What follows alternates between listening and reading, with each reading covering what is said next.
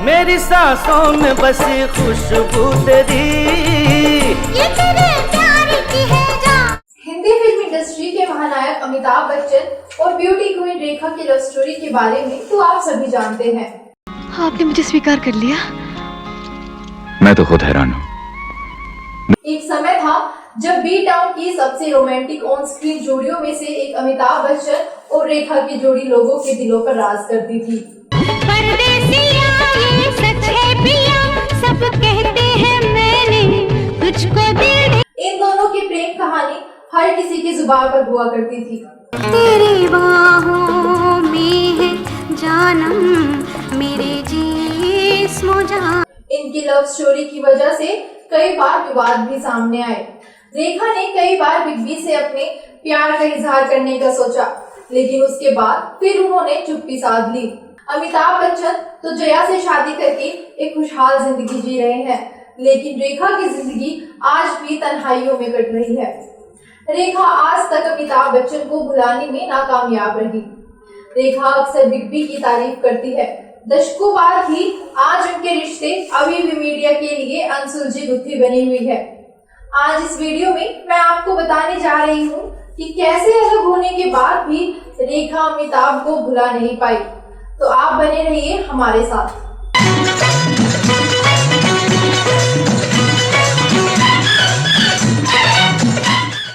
नमस्कार दोस्तों, मैं आपकी दोस्त और होस्ट प्रियांशी और आप देख रहे हैं फिल्मों, गीतों और फिल्मी हस्तियों से जुड़ी जानी अनजानी जानकारियां देने वाला चैनल सिनेमैक्स इंडिया।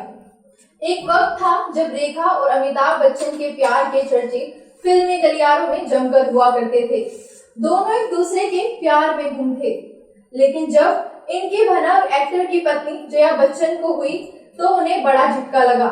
पिछले दिनों जब रेखा रियलिटी शो इंडियन आइडल में पहुंची थी, तब जय भानुशाली ने यूं ही एक सवाल पूछा था, कभी आपने देखा है कि कोई औरत इतना पागल हो रही हो किसी शादीशुदा आदमी के लिए? रेखा ने मजाकिया अंदाज में इस पर जवाब दिया था, मुझसे पूछिए ना। कभी आपने देखा है कि कोई औरत इतना पागल हो रही है किसी आदमी के लिए, वो भी शादीशुदा आदमी के लिए? मुझसे पूछिए ना। जाहिर है कि मैरिड मैन के साथ प्यार में पड़ने पर उन्हें जो दर्द उठाना पड़ा, उसका दर्द वो आज तक भी नहीं भूल सकी हैं। कहा जाता है कि अमिताभ और रेखा की प्रेम कहानी की शुरुआत फिल्म दो अनजानी के सेट से शुरू हुई थी। वो पहले से शादीशुदा थे, लेकिन रेखा फिर भी अपना दिल उन्हें दे बैठी। मैं तुमसे एक आखिरी सवाल पूछने आई हूँ। मैं सब कुछ छोड़ने के लिए तैयार हूँ। क्या तुम मुझे अपने साथ नहीं ले जा सकते? मीडिया रिपोर्टर्स की माने तो शुरुआती दिनों में दोनों एक बंगले में चुपके से मिला करते थे।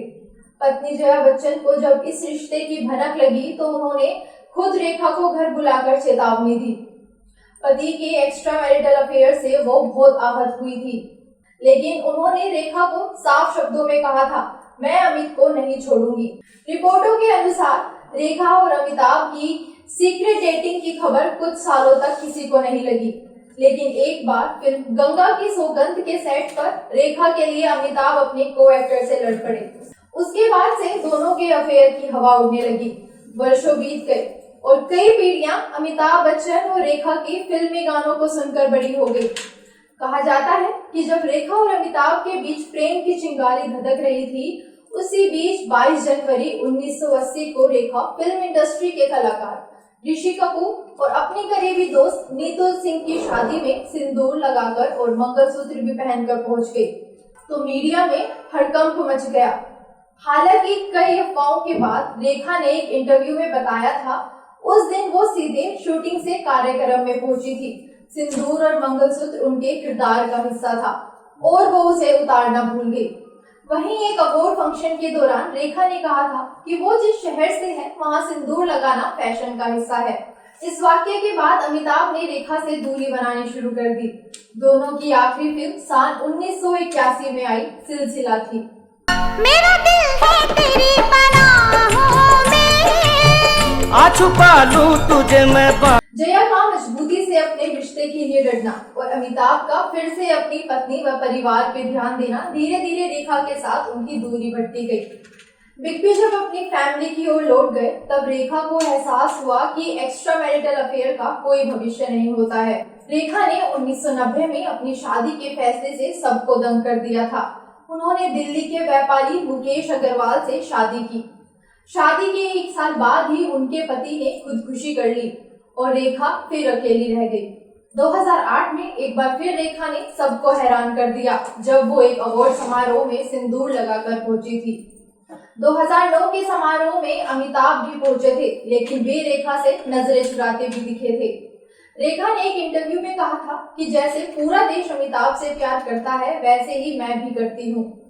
रेखा को अमिताभ बच्चन से प्यार करना बहुत महंगा पड़ा, इस बात में कोई संदेह नहीं है। रेखा आज भी अकेली रहती है। वहीं दूसरी तरफ अमिताभ अपने हंसते खेलते परिवार के साथ अपनी लाइफ बिता रहे हैं। शादीशुदा होने के बाद भी दूसरी महिला के चक्कर में पड़ना ना सिर्फ अपनी मैरिड लाइफ खराब करना हो सकता है, बल्कि लड़की की जिंदगी पर भी इसका बुरा प्रभाव पड़ता है। हालांकि ये बात सिर्फ एक पुरुष पर ही नहीं, महिला पर भी लागू होती है। तो दोस्तों, आज की वीडियो में बस इतना ही। अगले वीडियो में मैं फिर फिल्मों, गीतों और फिल्मी हस्तियों से जुड़ी कोई नई कहानी या नई जानकारी लेकर हाजिर हो जाऊंगी। तब तक के लिए नमस्कार।